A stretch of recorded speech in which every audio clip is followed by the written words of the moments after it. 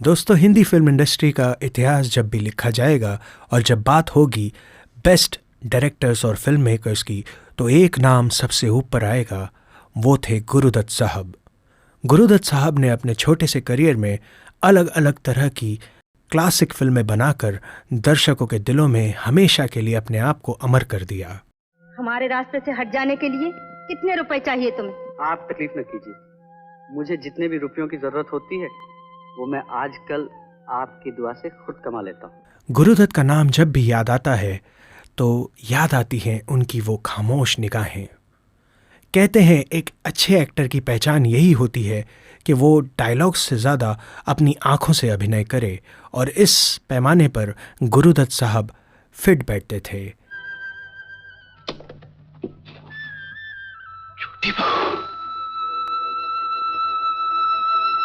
आज बाबा फिल्मी आपके लिए लाया है एक अलग वीडियो जिसमें हम बात करेंगे गुरुदत्त द एक्टर की। इस वीडियो में आपको जानने मिलेंगे गुरुदत्त साहब एज एन एक्टर के फिल्मी सफ़र के कुछ जाने अनजाने फैक्ट्स। अगर ये कोशिश आपको पसंद आए तो ज़रूर सब्सक्राइब कीजिएगा बाबा फिल्मी फैक्ट वाले को। जी नहीं, मैं सोसाइटी के उन निकम्मे लोगों में से हूँ जो पैसा हासिल करने के लिए दूसरों को अपना शिकार नहीं बनाते, बल्कि अपने दोस्त से मदद लेना बेहतर समझते हैं। दोस्तों, बहुत कम लोग ये जानते हैं कि गुरुदत्त कभी भी एक्टर नहीं बनना चाहते थे।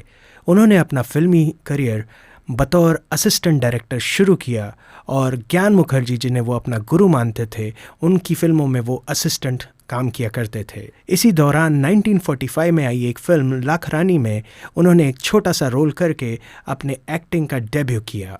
उसके बाद गुरुदत्त कोरियोग्राफर बने, फिर राइटर, और धीरे धीरे कर कर बने वो एक फिल्म मेकर। यार, लोग तो हथेली पे दिल रखे इंतजार करते रहे और सरकार सफा सफा लटका गई अपने सफा सफा लटका गई। पहला गाना जो गुरुदत्त पर पिक्चराइज किया गया था वो था उन्हीं की फिल्म जाल का। जब कोई भी कैरेक्टर उन्हें नहीं मिल रहा था तब वी के मूर्ति साहब से उन्होंने कहा कि इस गाने में वो खड़े हो जाएं, लेकिन वी के मूर्ति साहब ने पलट कर उन्हें कहा कि बेहतर ये होगा कि अगर इस गाने में गुरुदत्त साहब खुद एक्ट करें। क्या जाने कब सागर उड़े, कब बरखा आ जाए, कब बरखा आ जाए। फिर क्या था, इस गाने को पर्दे पर देखने के बाद गुरुदत्त साहब का आत्मविश्वास बढ़ा और वी के मूर्ति ने उन्हें और प्रोत्साहन दिया, और अपनी अगली फिल्म बाज में बतौर हीरो उन्होंने पहली बार काम किया गीता बाली जी के साथ। सिखा दूं तुझे गिर के संभालना, तुझको बता दूं, तुझको उसके बाद 1954 में आई superhit musical film crime thriller Aar Paar, और ये बनी बहुत ही सफल फिल्म। इसमें उनके टैक्सी ड्राइवर कालू के किरदार को लोगों ने बहुत पसंद किया। उनकी टोपी घुमाने की स्टाइल और यार लोग ये तकिया कलाम भी बहुत ज़्यादा फेमस हुआ। अपनी फिलहाल एक ही खरीदी है, सोच रहा हूँ 54 का मॉडल बाजार में आने पे 2 और खरीद लूंगा। जरा यारों का रुबाब तो पड़े बम्बई की पब्लिक पर। उसके बाद 1955 में हमें गुरुदत्त नजर आए एक comedy romantic satirical film Mr and Mrs 55 में, और इस बार उनकी रोमांटिक यूनिक पेयरिंग थी मधुबाला जी के साथ। ये बंदा नवाज छेड़ कर मेरे दिल का साज, मिस्टर चालबाज बनिए ना बड़ तीरंदाज। लोगों को ये फिल्म और इसका संगीत बहुत ज़्यादा पसंद आया और फिल्म रही सुपरहिट। इसके बाद आने वाली 2 फिल्में जिन्होंने रचा इतिहास और गुरुदत्त को एज अ फिल्म मेकर और एक्टर बना दिया अमर। ये फिल्में थी 1957 में आई प्यासा, और उसके बाद कागज़ के फूल। प्यासा में वो दिलीप कुमार साहब को लेना चाहते थे, लेकिन किन्हीं कारणोंवश दिलीप कुमार साहब ने ये रोल नहीं किया। मुद्दत से मेरी आंखें इसी रूप की तलाश कर रही थी, इसी रूप की जी, वही सादगी, वही भोलापन। तुम सचमुच पारो। गुरुदत्त साहब की पर्सनालिटी में एक कश्मकश, एक स्ट्रगल, एक सर्च, एक तलाश रहती थी, और यही उनके किरदारों में भी हमें नज़र आया। अगर आप गौर से देखें तो उनके पर्दे पर जितने भी निभाए हुए किरदार थे वो सब कश्मकश का शिकार हुआ करते थे, जैसे कि आर पार का स्ट्रगलिंग टैक्सी ड्राइवर, या फिर मिस्टर एंड मिसेस 55 का स्ट्रगलिंग बेरोज़गार कार्टूनिस्ट, या प्यासा का नाकामयाब स्ट्रगलिंग पोएट विजय और कश्मकशों में घिरा कागज़ के फूल का सुरेश। गुरुदत्त साहब की पर्सनैलिटी का उनके किरदारों पर बहुत ज़्यादा असर दिखाई पड़ता था। शायद इस वजह से वो जो भी भूमिका करते थे वो हमें एक्सेप्टेबल या रियलिस्टिक लगती थी। ठीक तरह जानती भी तो नहीं। खूब जानती हूँ, तुम्हारी नज़्म और गज़लों से। जब तुम्हारे ख्यालात और जज्बात को जान लिए तो अब जानने को क्या बचा है। कागज़ के फूल की असफलता के बाद उन्होंने अपनी बैनर की 2 और फिल्मों में काम किया, जो थी 14वीं का चांद और साहिब बीबी और गुलाम।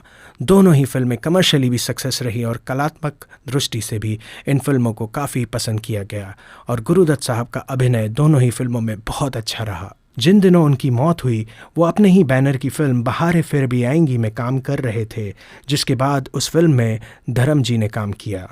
दूसरे बैनर्स या दूसरे डायरेक्टर्स के साथ उन्होंने 6 के आसपास फिल्मों में काम किया, जिसमें प्रमुख रही 1958 की 12 o'clock।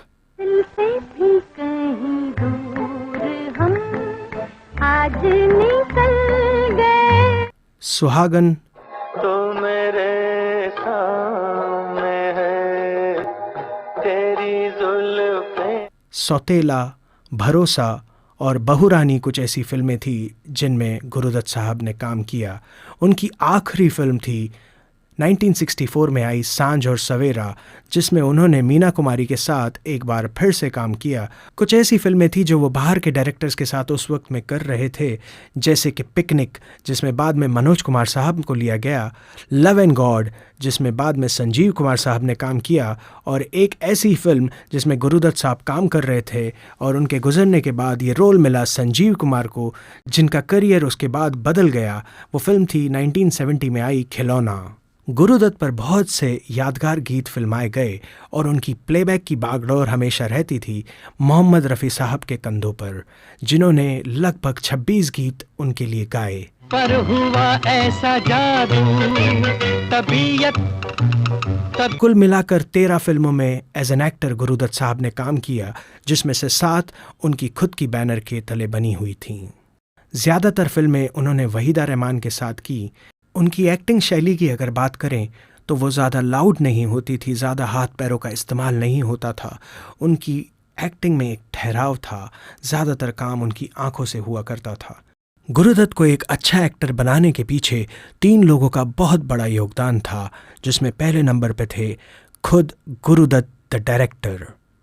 उसके बाद आते हैं अबरार आलवी, जिन्होंने उनकी फिल्मों के संवाद लिखे, और उनके कैमरामैन वी.के. मूर्ति साहब। ये तीनों का ही योगदान था कि गुरुदत्त साहब पर्दे पर बहुत अच्छे दिखाई पड़ते थे। जाते जाते बाबा फिल्मी गुरुदत्त साहब की याद में यही उनसे कहना चाहता है, अभी ढूंढने थे तुम्हें जवाब कई, पर्दे पे उतारने थे जज्बात कई, ब्लैक एंड वाइट में तो चमक भर दी, अभी रंगीन फिल्मों में भरने थे रंग कई, आ जाओ एक बार फिर गुरु, कहो कोई बात नहीं। तो ये थी कुछ बातें गुरुदत्त द एक्टर के बारे में। उम्मीद है आज की ये कोशिश आपको पसंद आई होगी। कमेंट कर अपनी व्यूज़ हमें ज़रूर बताइए और देखते रहिए बाबा फिल्मी फैक्ट वाले को।